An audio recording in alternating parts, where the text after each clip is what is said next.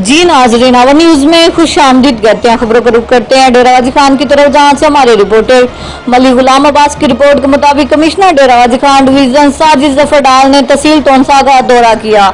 इस मौके पर RPO Imran Ahmed, deputy commissioner Tahir Farooq और डीपीओ अख्तर फारूक भी हमरा थे।